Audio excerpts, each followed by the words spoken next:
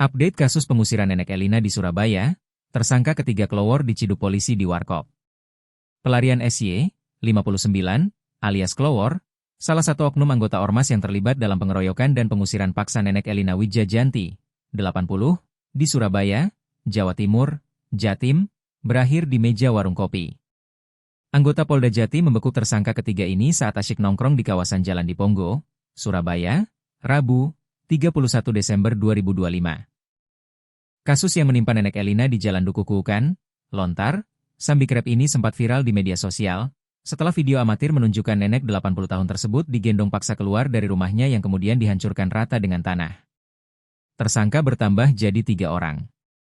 Penangkapan SY menambah daftar panjang tersangka, setelah sebelumnya polisi menahan Samuel Ardi Kristanto dan M. Yasin pada Senin, 29 Desember 2025. Kabid Humas Polda Jatim, Kombes Pol Jules Abraham Abbas, menegaskan bahwa SY memiliki peran aktif dalam aksi pengosongan paksa tersebut. Tersangka SY perannya turut membantu mengeluarkan Nenek Elina dari rumahnya. Kami mengenakan pasal 170 KUHP tentang pengeroyokan dan pengerusakan barang dengan ancaman pidana 5 tahun penjara, ujar Jules di Mapolda Jatim. Polda Jatim juga mensinyalir akan ada tersangka baru berdasarkan bukti rekaman video viral. Doakan dalam waktu dekat bisa bertambah.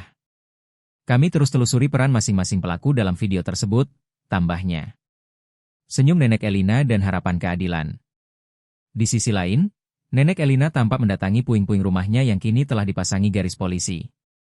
Meski rumahnya tak lagi berbentuk, senyum tipis terpancar dari wajahnya saat mendengar para pelaku telah ditangkap. Terima kasih yang sudah menolong saya. Saya tidak buat apa-apa, tapi mereka menyusahkan saya. Saya minta surat-surat, sertifikat, dan laptop saya dikembalikan, tutur Nenek Elina dengan nada lirih namun tegas. Ia berharap rumahnya dapat dibangun kembali, karena merasa memiliki hak sah atas tanah tersebut. Klarifikasi Samuel Ardi, klaim AJB dan akui kesalahan. Samuel Ardi Kristanto, pihak yang mengeklaim sebagai pemilik lahan, akhirnya angkat bicara. Ia mengaku telah membeli rumah tersebut sejak 2014 dari sosok bernama Elisa, almarhumah, dengan bukti akta jual beli, AJB, dari notaris. Samuel berdalih telah mencoba melakukan mediasi melalui RT, namun pihak penghuni rumah, anak angkat Elisa dan Nenek Elina, tidak bisa menunjukkan bukti kepemilikan tandingan. Terkait pembongkaran paksa tanpa jalur pengadilan, Samuel mengakui langkahnya keliru. Jujur kalau lewat pengadilan biaya mahal dan waktu lama. Saya mengakui langkah ini salah, tapi saya siap bertanggung jawab secara hukum karena saya punya bukti sah, ujar Samuel dalam klarifikasinya di media sosial. Kuasa hukum Samuel, Rasyafi, juga membenarkan bahwa kliennya memiliki surat petok D dan AJB. Namun, ia menegaskan bahwa aksi pengosongan dan perobohan rumah tersebut dilakukan tanpa koordinasi dengannya sebagai pengacara. Ya, baik, rekan-rekan sekalian, ya, perkembangan penyidik di Treskrimum Polda Jawa Timur telah menangkap satu orang tersangka yang diduga sebagai pelaku 170 KUHP rumah Nenek Elina, ya, yang bersangkutan ditangkap pada pukul 22.00 tadi malam tanggal 30 Desember 2025 di warung kopi Jalan Diponggok, ya. Untuk tersangka MY sendiri sehari sebelumnya sudah ditangkap, ya, setelah penangkapan tersangka SAK. Jadi secara total sampai saat ini sudah dilakukan penangkapan terhadap 3 orang pelaku. Dan untuk tersangka yang terakhir ini perannya apa? Sama, untuk tersangka yang terakhir ini perannya juga turut membantu mengeluarkan Nenek Elina dari rumahnya. Kemungkinan ada bertambah ya tersangka ini? Kemungkinan besar untuk kasusnya masih berproses, akan kita cari secara keseluruhan pihak-pihak yang terlibat dan doakan mungkin entah hari ini atau besok barangkali bisa tetap bertambah. Dan artinya tersangka-tersangka ini yang ada di dalam video itu namanya? Betul, kurang lebih berdasarkan alat bukti rekaman video, nanti kita akan telusuri terkait dari peran para tersangka. Lagi ngopi di warung kopi. Dan sejauh ini yang dilaporkan ke polisi masih sekitar 170 kan? Ya. Belum pada pengerusakan atau pencurian atau belum? Ya, jadi 170 KUHP itu pengerusakan. Jadi bahasanya kekerasan terhadap barang dan orang. Ya, Dan pasal selain tiga 170. tersangka ini total sudah berapa saksi yang diperiksa sampai hari ini? Saksi terakhir 8 ya. 8 orang saksi yang sudah diambil keterangan. Apakah ada potensi untuk penambahan tersangka? Ya, tadi sudah disampaikan nanti ada lagi kemungkinan ada penambahan tersangka di samping yang sudah kita amankan 3 orang ini. Untuk pasalnya sama ya? Sama, 170 KUHP. Oke. Yang hilang dari Ibu Ani sudah ditemukan? Untuk kita fokus pada upaya pengrusakannya ya, upaya 170 KUHP-nya.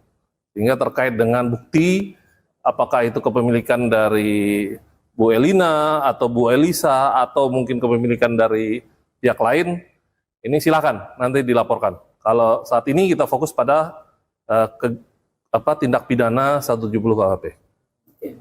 Ya. Bukan keterlibatan mafia tanah di dalam kasus ini seperti itu.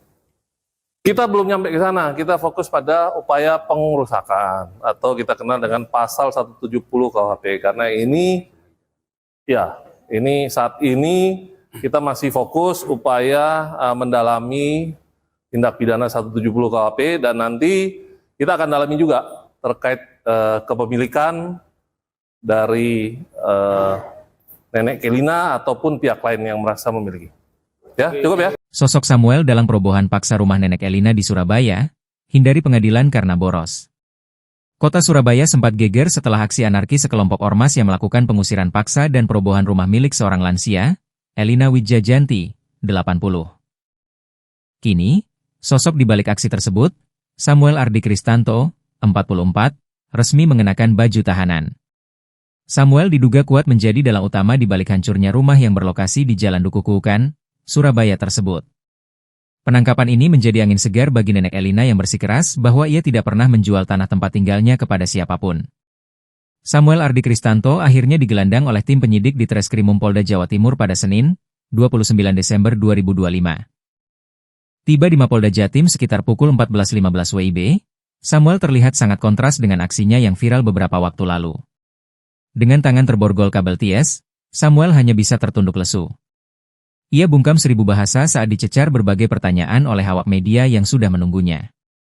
Direktur di Treskrimum Polda Jatim, Kombes Pol Widi Atmoko, menegaskan bahwa status perkara ini telah ditingkatkan menjadi penyidikan. Alibi Samuel. Sebelum diringkus, Samuel sempat muncul melalui kanal media sosial pengacara M. Soleh untuk memberikan klarifikasi. Ia bersikukuh bahwa dirinya adalah pemilik sah rumah tersebut berdasarkan akta jual beli, AJB, dan surat petok D yang dibelinya dari seseorang bernama Elisa pada tahun 2014. Saya sudah membeli rumah itu sejak 2014. Saya sempat mempersilakan penghuni lama tinggal sampai dapat tempat baru. Namun, saat saya ingin menempati rumah tersebut untuk proses balik nama pada Agustus 2025, penghuni saat ini tidak bisa menunjukkan bukti kepemilikan sama sekali, jelas Samuel. Samuel bahkan berdalih telah menawarkan rumah pengganti di kawasan Jelidro, namun ditolak karena pihak Nenek Elina disebutnya meminta kompensasi rumah di kawasan elit Geraha Family.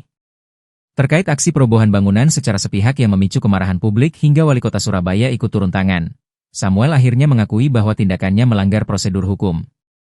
Namun, alasannya sangat mengejutkan, yakni Samuel ingin jalan pintas. Jujur saja, kalau lewat pengadilan biayanya mahal dan makan waktu lama. Tapi saya tegaskan tidak ada kekerasan fisik saat pengosongan dilakukan. Saya siap bertanggung jawab secara hukum, pungkasnya dalam video klarifikasi tersebut. Ironisnya, kuasa hukum Samuel sendiri, Rasyafi, seolah mencuci tangan terkait aksi perobohan tersebut.